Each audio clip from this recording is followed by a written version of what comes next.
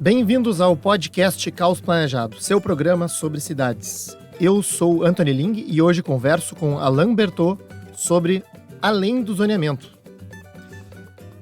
De Marselha, Alain é um urbanista reconhecido internacionalmente, com mais de 50 anos de experiência em planejamento urbano, mercados de terras e economia espacial. Ele assessorou governos nacionais e municipais em estratégias de desenvolvimento urbano na Ásia, África, Europa e Américas. Como ex-Planejador Urbano Principal do Banco Mundial, ele contribuiu para políticas e projetos de habitação, infraestrutura e governança metropolitana em cidades de rápido crescimento.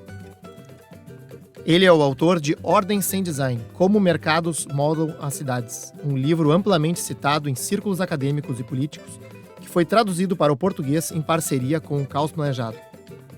Bertaud lecionou em universidades de renome e continua a realizar pesquisas, escrever e prestar serviços de consultoria focados na melhoria da produtividade urbana e na acessibilidade à moradia em todo o mundo. Para viabilizar essa conversa, este episódio foi gravado inteiramente em inglês. Também estão presentes durante a gravação apoiadores do Caos Planejado, que têm a oportunidade de fazer perguntas durante a nossa conversa. Quer participar da nossa comunidade e ficar por dentro do que acontece no urbanismo brasileiro? Acesse caosplanejado.com/comunidade. Welcome again, Alain, to our podcast. It's an honor to host you again. And the reason I invited you today is regarding, I would say, a conceptual but critical discussion in current urban planning, which I'm calling beyond zoning. So why did we institute zoning in the first place, and how can we overcome it, given it has shown, I would say, a number of inefficiencies? And just to give some context to the listeners, right? So 2016 marked 100 years of New York's 1916 zoning resolution, which is considered the first comprehensive zoning law in the US. And this year, 2026, we celebrate, maybe celebrate is not the best word, but we reach 100 years of Euclid versus Amber, the landmark Supreme Court case that authorized cities in the US to segregate land uses, giving rise to what we call Euclidean zoning. So 100 years later, it seems to me that this tool, and I like to refer to zoning as a planning tool and not planning itself, which may be a misconception, is an outdated tool. So if we think of zoning as a early 20th century invention to mitigate externalities, it seems to have created today maybe more harm than good in some circumstances, and sometimes not addressing the externalities themselves. So to start off our conversation, Alain, why did we have zoning in the first place? So did it make sense in the industrial reality of growing cities in the early 20th century? How can we start thinking about this concept? Yes, I think that in the early 20s, let's say at the end of the Industrial Revolution or the middle of the Industrial Revolution, they were certainly incompatible land use. A lot of industry settled next to railway stations, and because that was the main access for their goods, and then next to the railway station were also a lot of housing. So they were. You could have a steel mill and houses next to each other or something like that. As the city evolved and the market, the industries which were the most polluting and in fact were kicked out by the price of land and also by access. Then more access was by trucks than by railway. So they moved, they had no incentive to be in the center city because of transport and also because they were land intensive. They used a lot of land, which was expensive. So this idea that the zoning prevent a lead smelter from coming next to your house is completely obsolete concern. It doesn't exist. You could, of course, have a zoning which says no, uh, no lead smelter. You could, but it's most of the time rather redundant. Mhm. In a way, before zoning, what did we have? Before zoning, we had what I would call good neighbor policy. In the medieval city, you had rules like you cannot dump dirty water in the lot next to you. You have to dump dirty water in the street, and even in the street, it has to be done in a certain way. Uh, in the medieval city, it was in the middle of the street, but after that, it became underground. So those were good neighbor policy are okay. For instance, a nuisance like noise, you cannot play the a drum on the trombone at midnight. That are a reasonable policy. What I think the change in New York in 1916 that you allude to came with invention uh, of skyscraper, and at the time, light and ventilation were extremely, there were no artificial ventilation, by the way, and light was extremely expensive. I forgot now the exact number, but there's an economist who calculated how much at the minimum wage, how much hour you will need to work in order to get 1 hour of light, and this was extremely expensive. So when you had the first skyscraper start, and the skyscraper came in because, by the way, land was expensive and it was necessary to have as many workers in the same building for communication. So, and at the same time, they invented, of course, the steel structure, which allow not to have bearing walls. Uh, but it's true that the first building, which was, I think, the first skyscraper was 15. I mean, it was called skyscraper 20, or 20 20-story high, something like that, and it casted a shadow on the other office which were around it, and that increased the cost, because then they had to add during the day they had to have artificial light, and which was a big cost. So suddenly so then they had the zoning to, it was kind of like a wedding cake, that you had an oblique line so that you will decrease, let's say, the amount of shadows. Now, nowadays, uh, you could see, by the way, in Wall Street, before that, before the zoning was there, you have a number of skyscrapers which are still there because they are, by the way, part of heritage. I would think of the Woolworths building, for instance. Many of those buildings, which are in very narrow streets and which were considered only for offices, has now been transformed into condominium, and they fetch extremely high prices. That means that now the location is much more important than the shadow. The shadow, when you want the sun, you go out, if you're in a city, you go in a park, you go jogging or something. Uh, you have plenty of light to read, and it costs very little for most people to have light. So I think that the concept of zoning, first being light, the shadow. Uh, what what is a negative aspect of it? Negative aspect of it is, without knowing the price of land, or the income of people, or the rent of office building, the modern zoning impose a consumption of land and floor space. And this ratio between land and floor space should not be imposed by artificially without knowing. Mm.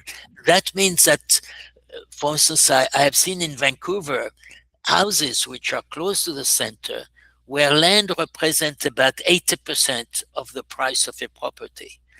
Wow. If the land represents 80%, you know that it's a misallocation of land. Nobody will do that except that the zoning maintain it. So zoning as a consumption, I think, is completely wrong. And by the way, the zoning which was done after the Euclidean zoning, in the context of United States, let us face it, it was done to prevent low-income people from moving to the suburbs. Mhm. That was very clear. There is no discussion anymore about it. It was clear. By imposing rather high standards through zoning, pretending those are standards are human necessities, uh, like say clean sanitation is a human necessity or clean air is a human necessity, but whether an apartment should be 20 square meter or 40 square meter or 60 square meter is not a human necessity. It should be adapted to demand. It should not, there is no, you can live very comfortably. When I was in Paris with my wife and my young kids, I live in a studio of 18 square meter. It was fine. We had nice, good sanitation, a good bathroom. It was fine. So there is no necessity. It has to be left to the consumer. The consumer taste. I'm not saying that 18 square meter is perfect. I'm saying that there should be a choice and it should be left to the consumer. Mhm. It should be demand driven, especially when you fix a consumption without knowing the price of land or the price of construction and the income of the people. So I think that zoning should be completely reformed. So some engineers will argue that but if we know the zoning is equivalent to density, by the way, it is not, but it's approximate density. Then they say, but then we can develop an infrastructure which matches this density. And then once infrastructure is developed for a density of, for instance, 100 people per hectare, we cannot move to 200 people per hectare because the infrastructure will be inadequate. My answer is calculate the price of land, and you will see that saving on pipes is ridiculous compared to the exchange of land. People do not disappear. So if you force people to consume more land than they want, they are going to go in the suburbs where you will need new pipes there. You will need, and then you will need transport. And transporting people is expensive, and so this trade-off that people make sometime by saying, well, we need predictability. Yes, to a certain extent, we need predictability for instance, to calculate how many school we need. But the job of the planner is to adapt those needs to where the people want to move and what they can afford in terms of land. And again, different business or different household, by the way, with exactly the same income will make different trade-off. They will prefer to live with their family in the suburb and have 1 hour commuting, or other prefer, like it was my case, by the way, when I was a young family, to be close to the city, and we were sacrificing. But so when you do that, if you have this freedom, of consumption, you have you optimize your own utility. And when you optimize your own utility, you are more productive. This is why cities are more productive. Mhm. Uh, Mhm. you make a choice. And then I look at the other aspect would be the land market. You need the labor market, also the labor market. Labor market means that you should be able to move into a city to get whatever job is best for you. So you need transport, but you should also be able to sell and buy whatever houses you need, depending on your circumstances. So this again, uh, if the zoning impose like in many American cities, you have practically a uniform. You have a downtown, but after that, you have a uniform zoning. You have minimum lot size, which are, in my neighborhood about 700 square meter, and you have a maximum floor ratio of usually below one. Uh, and so you have a consumption which is imposed on very large area of which are completely arbitrary, which were done by tradition, I would say, uh, pretending it's a human need. And in fact, you have a legislator who legislated maybe 50 years ago, who decided for you how much land you should consume where and how much floor space you should consume, without knowing the price of land, without knowing your income, without knowing the mean of transportation, how long it takes. So ignoring all those things which are so important. So I think that this is why it should be completely reformed, Mhm. and economics should be taken into account, including, by the way, the nuisance which existed in the 19th century and who do not exist here. By the way, there is another one too, nuisance. It's also linked to light. Many tropical country or subtropical country have adopted zoning which were done for New York, or northern country, or even England. And for instance, that's the case in India. They use an Indian town and country planning regulation, which were done for country which where sun was very scarce. And though there was always the thing that kids need sun, and therefore streets have to be large, and we should have backyards so the kids would have, this in a tropical or subtropical country, sun is not an issue. The kids have many needs, maybe who are not met, but sun is not one of them. And I think we have to revise that more and more. Depending on the climate, you get your sun differently, and sometimes the shade is welcome. Actually, you have Mhm. some narrow street in traditional neighborhood which are much more comfortable, precisely because they are in the shade most of the time. Mhm. Mhm. So Ale- again, so that's a yeah. long answer, but Oh, that's great to start off the conversation. Alan, you mentioned some concepts around the New York 1916 zoning resolution, right? To, let's say, um, allow sunlight into the streets or into neighbors' lots, which to me sounds different from, let's say, the land use regulation we see in an American suburb, right, which yes, yes. has floor area ratios and That a was very high number of yeah. Uh, parameters, right? yeah, yeah. The New York zoning of 16, uh, that was not Euclidean zoning. It was entirely due to light. Mhm. It was not floor ratio or thing like that. Yeah, If you yeah. have a large lot, or you were next to a park, you could have a large. So the really the really bad zoning was Euclidean zoning, which you had the date exacted. I think not 1932. I mean, when it went to the Supreme Court, 1932, I think, or something like that. So that was done, by the way, to keep some people out, uh, precisely to be sure that there were some expensive property in the suburbs, so poor people and let's say people of different race, let's face it, will not be able to move to those suburbs. It was a way of keeping them out.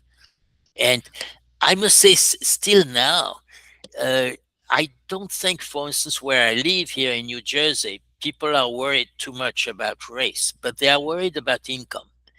They Mhm. don't want people with lower income in there, and they don't want people with higher income, by the way, uh, at the same time.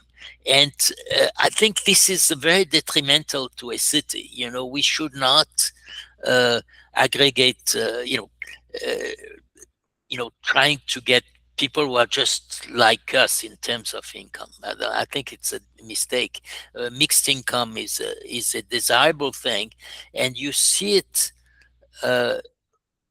you see it more, for instance, in Japanese cities where you have no zoning in the traditional American sense. You have some regulations, but you have no zoning and you see, for instance, a 4 or 5 story building next to uh, 2 or 3, single family house, and it works very well. It aesthetically, you could argue that if you are used to European cities, it's a little strange, but the street life of a Japanese suburb is fantastic. And what is important really is street life, maybe more than this pure aesthetic. Street life in the sense of diversity of shops, of activities. You have a grocery store next to an art gallery, thing like that. That in New York will not be possible. Alain, I would like to hear some of your thoughts about this matter of nuisances and externalities that we see, for example, in Brazil.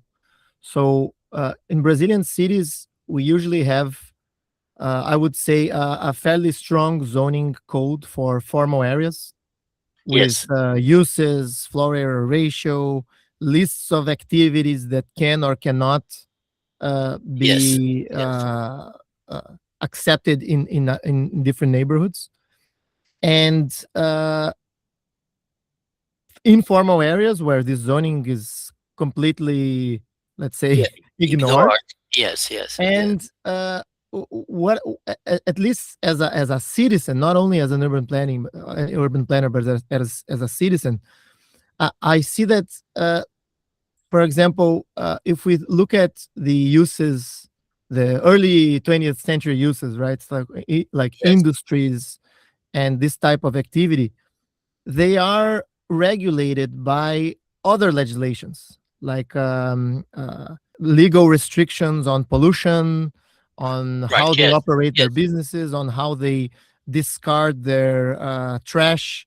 Yes. Yes. So, Yes. which is not related at all to zoning, but No, zoning, yeah. their That's what operation. I call the good Yes, neighbor policy. yes, So yes. good neighbor policy have to be maintained. And by the way, now it's much more, it's easier, for instance, to measure pollution coming from an industry. It's much easier than it was 50 years ago. Noise also, I think noise is a very important thing. And noise is extremely easy now to document, and you can even document at what time of the day and how many decibel were emitted in a certain area. So those could be and should be maintained because these are real nuisance. Uh, Yeah, yeah. the fact that you have if you have 3 stories next to a single family house, I don't see that in itself. It's a negative externality, that you can call it a nuisance. Everybody is a nuisance from somebody else. If you know I sometime I talk to my students about if you have 10 students in the class, I will spend more time with you. It's very nice. So any additional student, in a way, is a negative externality, except that if you have more students, they will have different experience, they will ask different questions. So there is a number where you have a positive externality and a negative one. Negative one, they take space, maybe they talk too much. A positive one, they have different experience, different view, and that could help us, all of us. So it's the same in a city. In a city get large, we have negative externality, traffic, there will be maybe more crime or something like that, but we gain enormously in ideas, and that's why large cities are more productive than smaller ones. It's so we have to consider positive externality at the same time. Uma mensagem rápida dos apoiadores institucionais que ajudam o Caos Planejado e esse programa a ficarem no ar.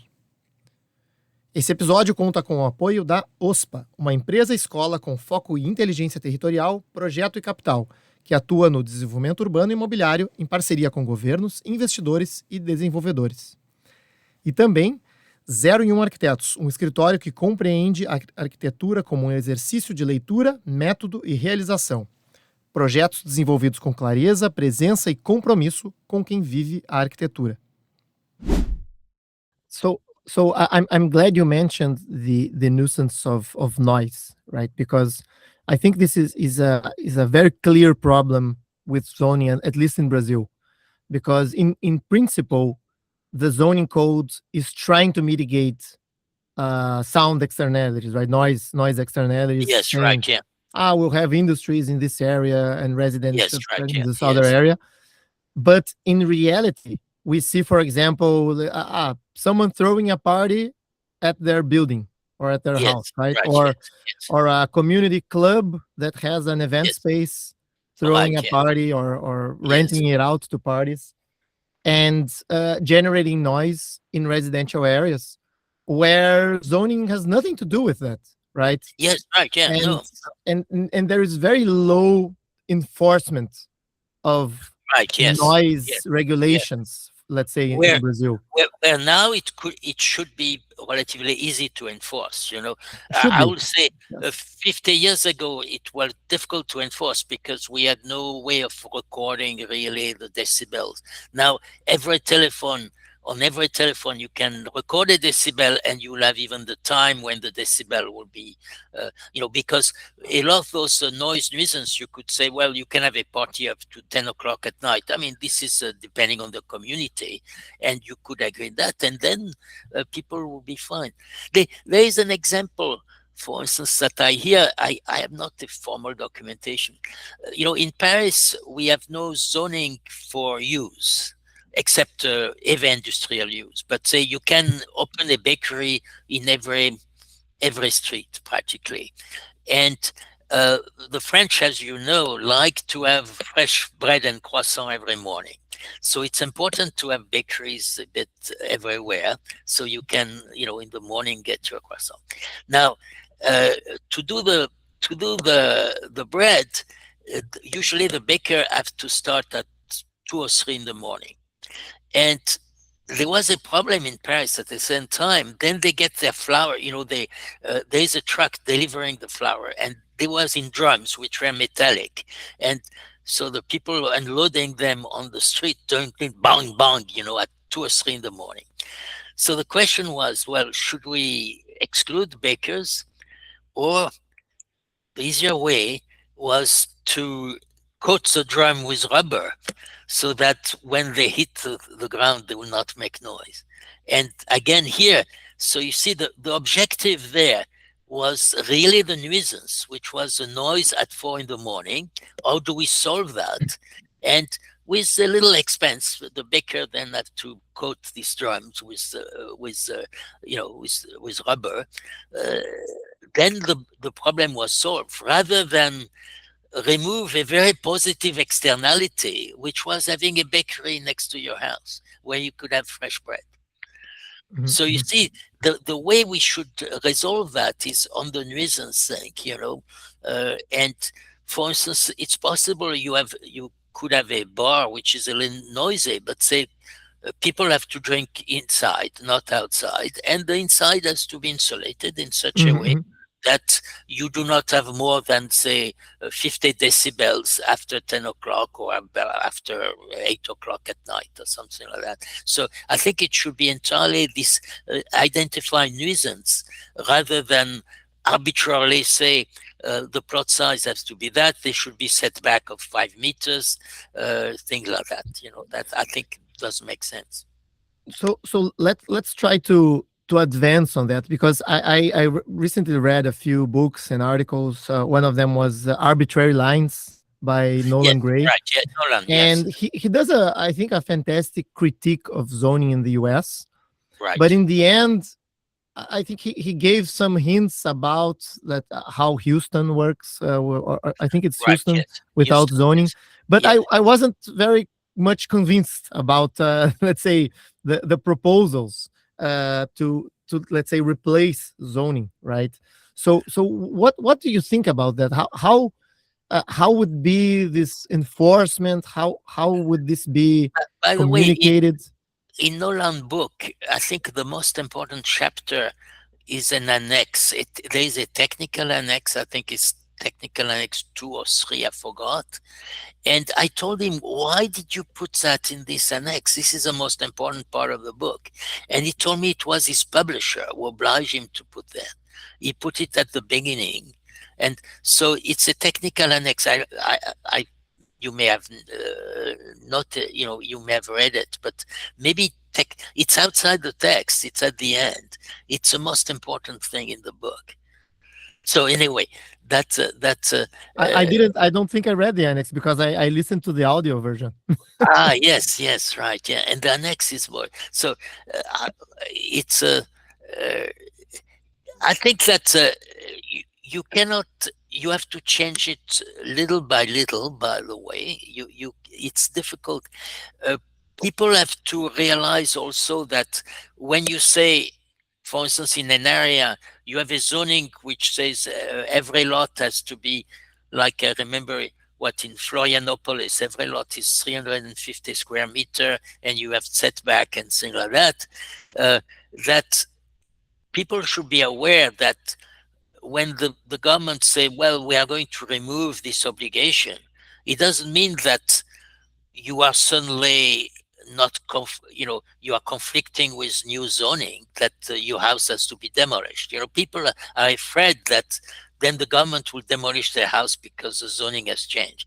They have to be clear that it's demand driven. That means if one of their neighbor wants, if it's zoned for single family house, but the government authorize, let's say 4 apartments, on the same lot, it's only demand driven. That means some neighbors will do it, but they are not obliged to do it themselves.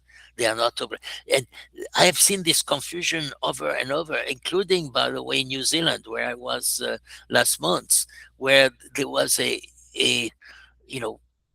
backlash against the politicians who have changed the zoning, saying we don't want you to demolish our house. This was, and they for some reason they understood it that way, that the house will be non-conforming and therefore they will have to be demolished.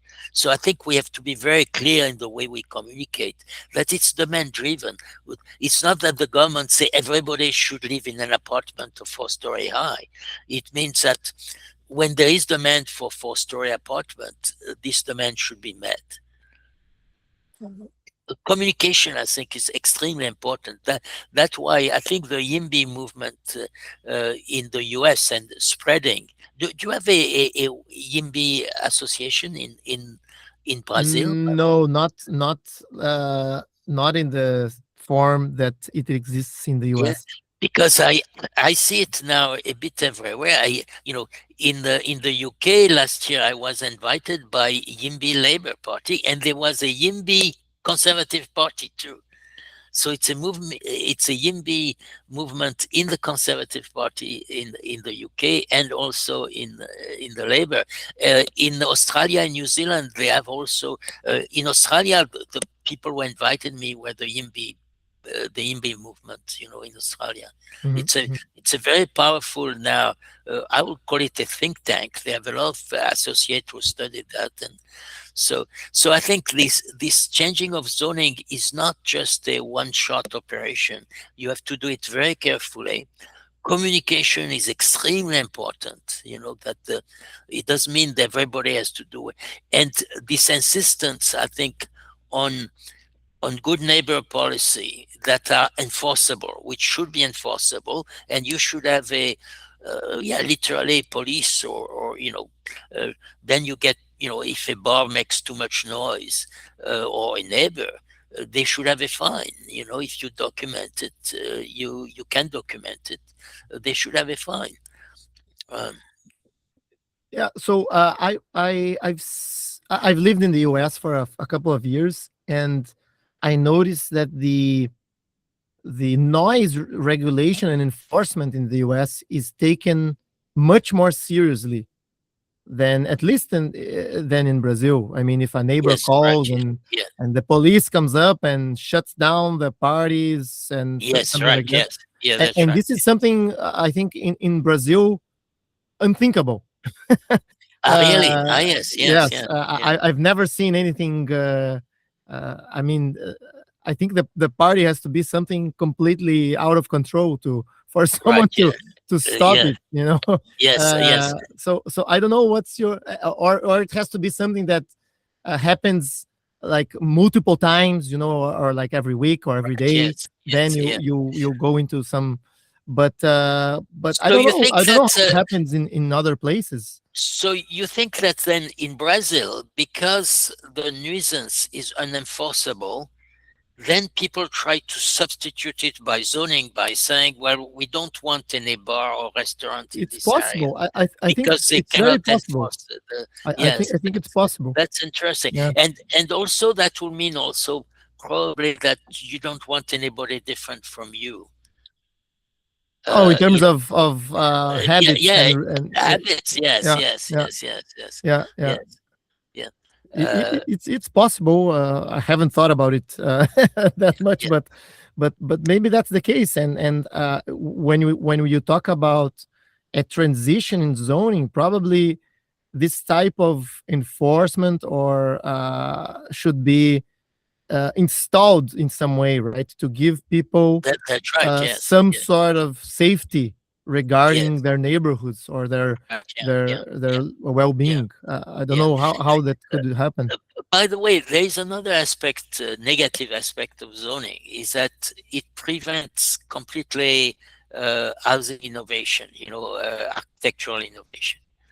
Uh, and I, for me, one example was again this example I use often of Florianopolis, when you have Rio Vermelho, in Florianopolis. So this is a non-zoning. It's a bit like Houston. So I think that Rio Vermelho is deficient in terms of roads, by the way. I think the road network is terrible. But you see a lot of innovation in housing, which will not be possible with a traditional zoning used in Florianopolis. And those are very positive, I think. So this is also a negative aspect of zoning that has to be uh, you know the lack of innovation. For instance, Yeah. I think there are a lot of area where when you have setbacks set by zoning, that you will be better off if the lots are small to have a central courtyard or a courtyard in front or in the back, and build on property line without any, that should be possible. That's happened Mhm. in Japan a lot, by the way. And so zoning is so arbitrary in advance, done for, they present one ideal house, and after that they multiply it ad infinitum through zoning. I think that prevents any type of innovation in housing. Mhm, mhm. Uh, You mentioned Tokyo or Japan a couple of yeah, times. yeah. Are there, let's say, um, examples, good examples from other cities in the world that have regulations or enforcement of regulations Well, uh, that I could be this, let's say, next step for Western zoning? Uh, I think Paris and usually in France, you do not have zoning regulation for use for what I would call small commercial use. Or you could have a dentist on the third floor of a residential building in Do you Paris. have Huh? regulations for the size of units in Paris No, or no? no. Uh, Well, Okay. now I think they do, but you can. Yeah, Because they're probably like you cannot build a new building, with an apartment which is 10 okay, square meter. But okay. say But there are many. there are many apartments, Yeah. and I see recently I have a new report on Paris housing that uh, yeah the there are a lot of very small apartments in Paris, and it's due to demand. Again, it's a trade-off that people make. Mhm. Uh, uh, the advantage of living in the center of Paris is such that you live a bit differently. So it's a choice of, the zoning should not be imposed by a genius planner. It should be reflecting demand. That's why studying, by the way, informal settlement is so important, because they reflect demand, within the constraint, of course, and so they lack infrastructure. The garbage is not removed. It's different transaction. Maybe you can Yeah. be cheated in transaction. They are not secure. But in Access terms to of credit. the way people build and the way they choose to select, the height of a building, or whether they build on property line or not. I think that reflects demand, and that's why for me this large settlement in Florianopolis, Rio Vermelho, is so interesting, because it's a middle class informal settlement. And so it doesn't Yeah. reflect poverty. Sometimes if you have a slum, which is a favela, which is very, very poor people, then it's not very interesting for middle class people, because they will consume very differently. But say if you have an informal settlement which is middle class, I think it's a good way of learning what people prefer. And again, the negative aspect of Rio Vermelho is a network of streets, which is not, that's not, I mean, for such a large settlement, this is not acceptable. It's not the width of streets, it's a network, the pattern of streets is not right. Antes de continuar, um recado importante do Caos Planejado. Se você gosta das discussões que trazemos aqui no podcast, o nosso curso online Do Planejamento ao Caos, Entendendo o Urbanismo das Cidades Brasileiras, é o próximo passo. São 28 aulas gravadas com conteúdo claro, crítico e embasado, para você entender de verdade por que as cidades brasileiras são como são e o que dá para fazer diferente. O acesso é imediato, o conteúdo é direto ao ponto e o curso já está sendo usado por estudantes, profissionais e equipes técnicas de prefeituras em todo o país. Quer saber mais? Acesse caosplanejado.com/curso. I think what bothers me the most, maybe in Brazil, is that there's this very strong dichotomy, right? Very strict zoning for some areas of the city, Yes. and large areas, hundreds of thousands of people living in the same city, in informal areas where zoning and these regulations they just throw off the window, right? That's right. Yeah. And after a while, they are incorporated, and they should be. I believe they should be incorporated as neighborhoods and to take infrastructure and etc. Yes. But I've never seen a good explanation, right? Why these two realities coexist, and maybe there is not. Well, the reality is that, again, the legislator would establish a zoning implies, implicit in the zoning is a minimum price of housing, and the way also you trade off the price of land for the price of construction. Usually, when the cost of land is higher than the price of construction, you trade. So you use more capital for less land. So that means you build several floors. So zoning here prevents you from doing that. They have decided in advance what was the correct ratio between land and floor space. This ratio is infinite. There is no perfect ratio. It should be entirely determined by economics. If you are in for instance, in an area where there are earthquakes, then the price of construction will go up relatively quickly.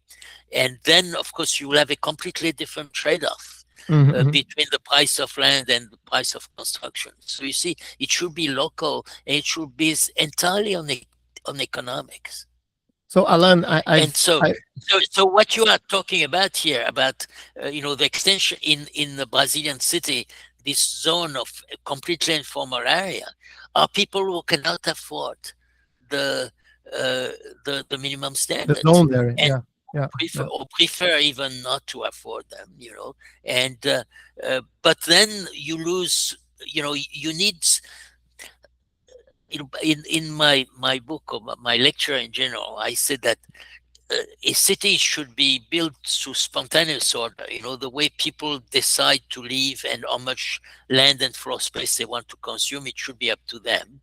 However, to make this city viable, you need a top-down design, which is infrastructure. You need a basic infrastructure so that you can move from one neighborhood to another. This idea of a self-contained neighborhood is, of course, a terrible mistake. The idea of a city is that you move from one part to another very easily. So you have to conciliate those two things. Maybe also the favelas the large favelas in the suburbs of Brazilian city is because not enough land is developed. If the land is not developed, if you have a green belt, for instance, or for some reason the government do not provide enough cities in roads in the suburbs, you do not have land is developed completely informally. Well, that's again the case of Florianopolis, Rio Vermelho. It was developed informally, and the street, a coherent street network was not there, and that was missing in the informal. Although the houses themselves, I think, is a very interesting supply of housing, affordable to a lot of middle class and lower middle class. So, So Alain, we have this yeah, double, yeah. It's not completely laissez-faire. It's, you have a top-down things to ensure that you can move from one state to another. The market doesn't give you what is the correct width of street in a neighborhood. Because you have to look at the structure of the city. In some part you will need wider street, and some you can have a smaller street and things like that. So the market is not very good for that. It has to be top down. I was going to ask you to uh, expand a little bit on this point, because I've read your book, and I've seen some of your lectures, and many people misconceive the concept of zoning or land use regulation with planning. They Yes, right, yeah. confuse Yes, the right, two concepts, right? So Yeah. I think it would be nice for you to expand on this topic, just so listeners are not confused by your Right. argument. You see, Washington D.C. or New York, Manhattan, there was a plan for street, separating street from private property, including, by the way, removing like Central Park, area parks and things like that, or Washington Square Park. This was surveying. This was not, zoning. It was surveying, and that was top down, and that was fine, because it allowed the land market to work. You see, by separating. So this is absolutely necessary. Or I take also the plan of Barcelona, the plan of Cerda in Barcelona, Cerda. This separation of what is private from what is public has to be done in advance. And it could be done privately, but like if it's, done by the way, in Houston, but it has to be done in advance of development, and it's top down. You need a top down to link all the neighborhoods together so they can work as a city. After that, I think the zoning is in fact within the lot. It tells you how much land and floor space you should consume. If you have setbacks, how much of the footprint of the building should be on the lot. This, I think, is arbitrary and should be done by the consumer. So you see, those two aspects are very, very important. Mm-hmm. So the successful city, like Washington, D.C., is a successful plan. There is no doubt about it. It is surveying. It's not zoning. It's not plan. I mean, it's planning, for me, planning is surveying, separating what is private, what Mhm. is, and again, it's arbitrary. Uh, you cannot argue saying, well, Barcelona octagonal lot or the width of streets of Barcelona is too narrow or too wide. It doesn't matter. You know, at the end, it allows people to move, and you have to adapt your mean of moving to the streets you have. Mhm. So you cannot agonize on once you have established the separated what is private from what is public, this will last a very, very long time. The building which are built there will change, but the alignment of street will be, we have streets in Paris which were built at the time of the Roman. They are still there. They are still there.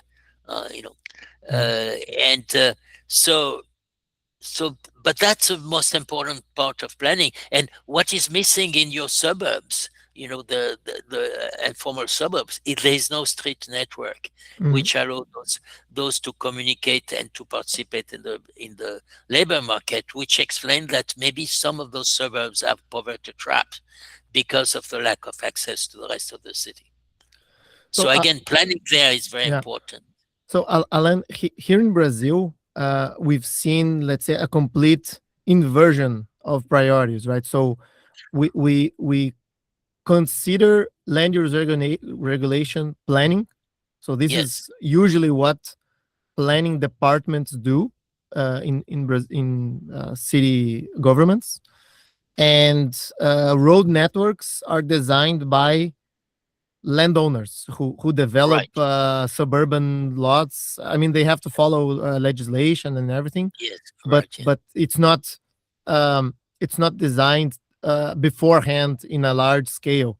right. Yeah, It's like site by site, and when we talk about, let's say, a master plan for a city, there yes, is near zero discussion about public spaces, street design, etc. It's mostly about land use regulation. that's right. Yeah. Um, uh, It's completely reversed at what should be done. it's completely, at least in my perspective, it's completely Yeah. reversed. So, what cities do you see globally that at least have these priorities kind of kind of in the right place? Well, I think that again, we go to Japan and Tokyo, and it happened, by the way, by accident when we dig into uh, uh, that after the war, many Japanese cities were completely destroyed, and so they wanted to do a master plan, traditional master plan, where the way you are talking about, where every building is decided and things like that, and they realized that they could not. People were living in tents. You know, so they could not do that. A master plan for a big city like Tokyo would take 5 years to design and to be approved. So they decided to do a network of transport for the city right away and enforce it right away and leave the neighborhoods just develop the way they wanted. So the question is, what grid do you take for transport?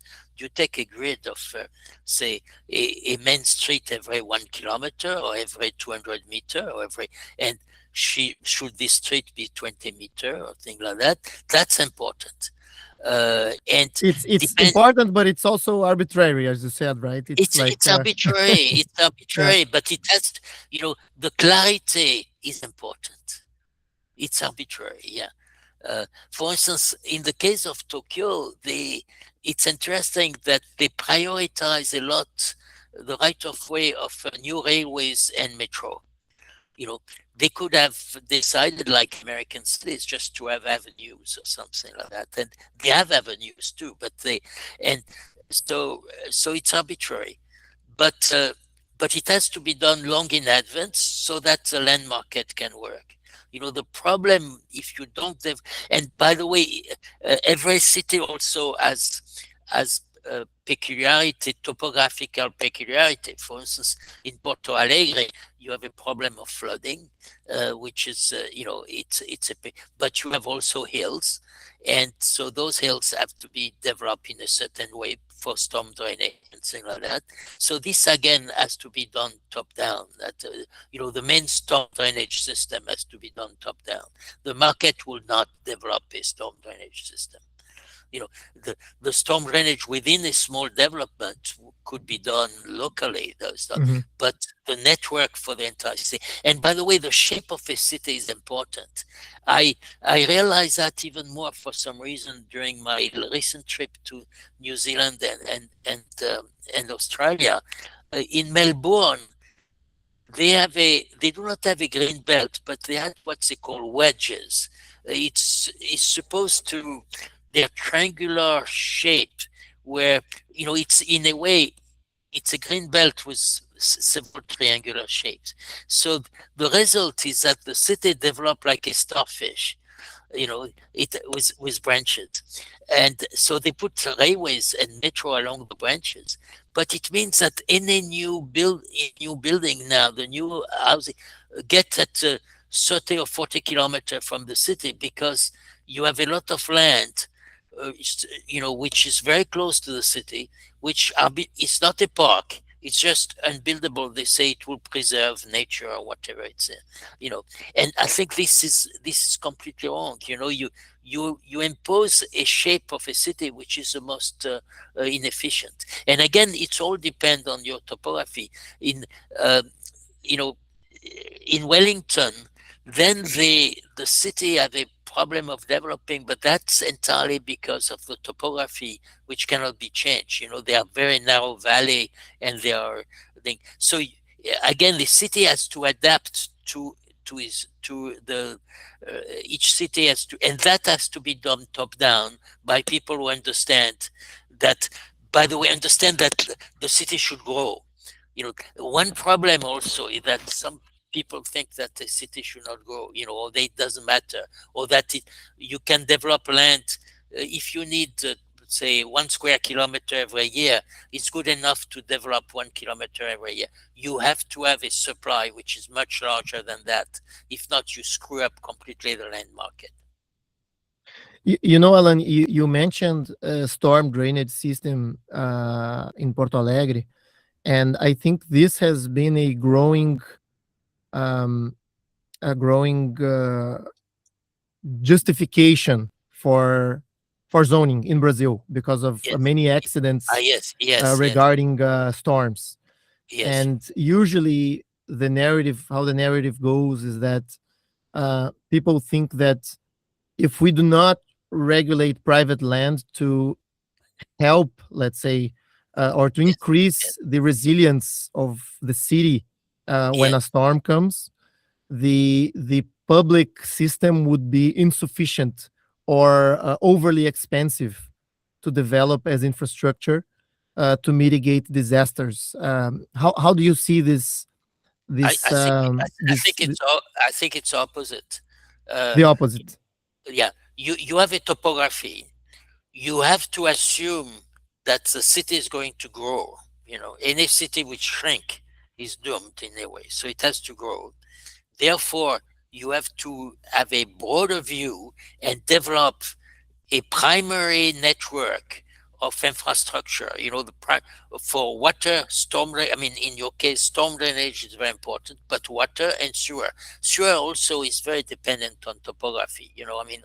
If you don't, it will be very expensive, expensive sewer if you don't take topography into account. So you develop a primary network. That means you don't develop every street, but a primary network based on the topography.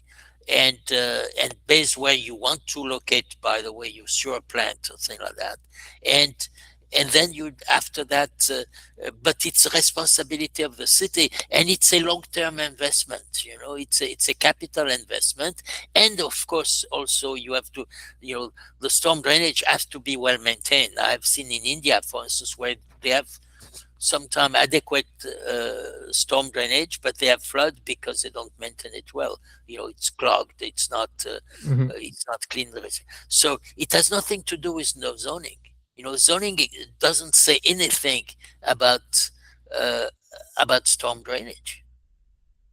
Oh well, usually the zoning regulations are related to, say, the green But area reserved in private sites yes, to right, retain yeah. water, or Yes, something in yes. those lines. But that you see is, again, you make a trade-off here between the size of a drainage pipe that you should provide and saying every lot should retain the water. If you are in a city and sometime in a, you have to have high densities because that's the way it's the thing. You have to provide a drainage pipe which can handle the water coming from a high density city. You cannot say uh, we are going to have low density because because we want every lot to absorb 50% of the storm of the water falling on it. This is a wrong trade-off. You do a trade-off, an economic trade-off in advance between a capital investment Yeah. in a pipe, and you trade off with land, and you say we are going to spend more land. That means, by the way, longer pipes. So you see, these Yeah. Yeah. trade-offs are Yeah. very important, and they Yeah. have to be considered the economic things, not. Maybe what city planners are thinking is that they're just sending the cost to private landowners, right, and not That's right. That's right. spending Yeah. city Yeah. money. Yeah. Yeah. Yeah. So, uh, I remember in Jakarta many years ago, there was a study of the engineers for the sewer system of Jakarta, and they decided that if they kept the density below 50 people per hectare, they did not need a traditional sewer. They could have a oxidation pond, but the density have to stay below 50 people per hectare. Now already most area had 250 people per hectare, so they made again a trade-off here. We are going to save a lot of sewer, but we are going to spend a lot of land. And in fact, in the long run, on street and things like that, because the city, of course, it was unrealistic. They cannot impose a density in Asia of 50 people, below 50 people per hectare. It's unrealistic. But and they thought, oh, it's wonderful. We are saving on sewer. We don't need a yeah, sewer system. yeah, yeah. Oh, this is a great conversation, Alan. We're reaching the end of our time Yes, here, and we have a question from Victor in our chat, and it's a question about housing policy, actually. So yes. Victor is saying that in Brazil, the government housing policies build or incentivize large developments in the suburbs. Sometimes actually high density developments in the suburbs. So there's no trade off between distance and space offered to the beneficiary. How could housing policy be turned flexible to adapt to the needs of each family? Yes, I think that government should not impose densities. Density should come from individual developers. They should select every developer. Usually, by the way, uh, have a clientele. You have developer who are specialized, well, in country where it works well, in low cost housing or middle class or luxury housing, and so they have a clientele they know well, and they know what their client will buy. And ideally, you should have a lot of small developers who are interested, by the way, also in developing for lower income people. Well, that's what happened in the favelas in a way. You have developers in favelas and would people would build for this clientele. So I think that the government should be agnostic about densities. It should allow high density when there is demand for it, and address, you know, possibly have the best will be, of course, to recover the cost of the estate through property tax. Now, I don't know how your property tax works, and because then Yeah, you, we have property tax. but if it's well done, you amortize, over time. If it's not well done, if you use an impact fee for every project, then the cost of off-site infrastructure is imposed on few people, and it makes it very expensive. So I think it's a little complex to discuss that now. This question of impact fee versus property tax. The way you finance infrastructure is also very important, and I cannot develop it too much during this conversation, but and that's why sometimes government do not expand infrastructure far enough in advance to create a large land market, because they don't know how to finance infrastructure. By the way, Mhm. this is an advantage of Texas in general, not only Houston.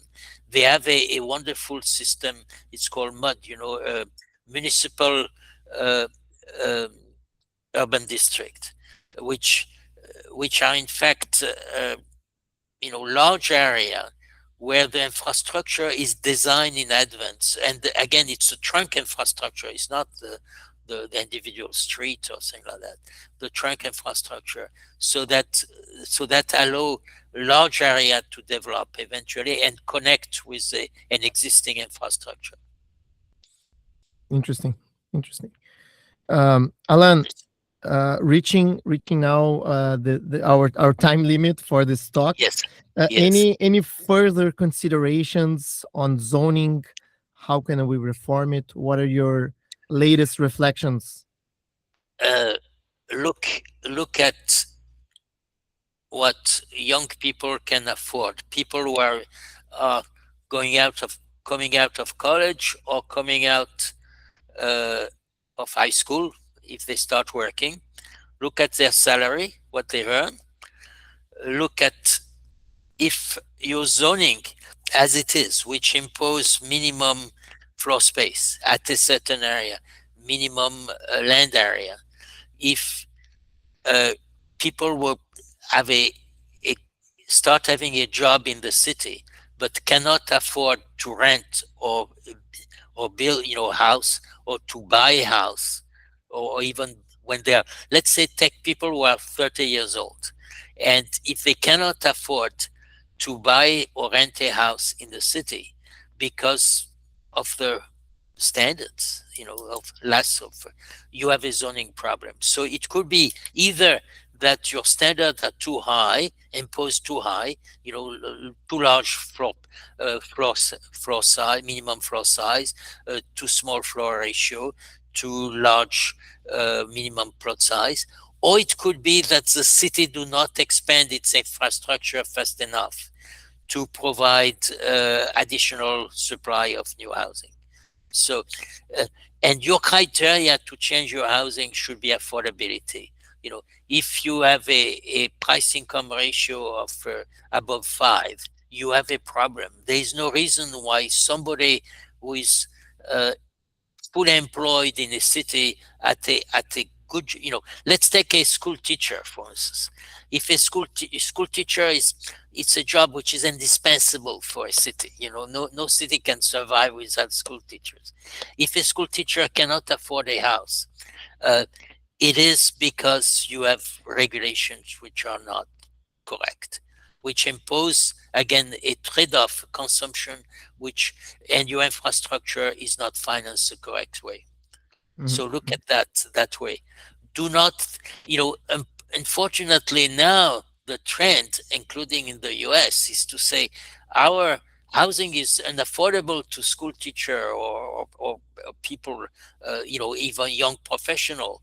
Uh, Let us subsidize it. So you tax people to you have to tax people in order to pay for their house, but at the end we are all paying this tax.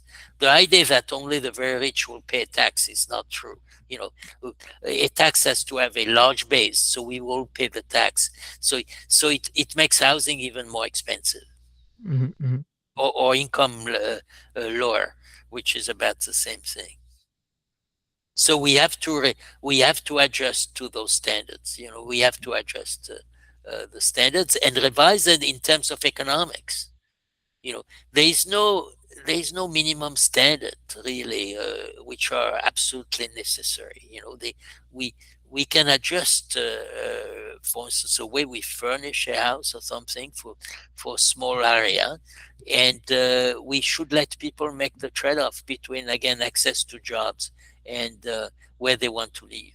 So any rigidity, we have to remove rigidity in our land market, in our housing market. Just before we end, Alain, you mentioned the price income ratio. Some listeners might not be familiar with this concept, but it's the relationship between the price median of housing and the median price of housing. The median, not the average. It's a median. Yes. If you have good statistics, so it's the ratio between the income of the median income, people at the 50th percentile income, and if you look at all the housing in the market, the median price of housing. Mm-hmm. So if it goes above 4, it's a problem. If some country it goes at, for instance, in Vancouver or in Australia, it's around 10.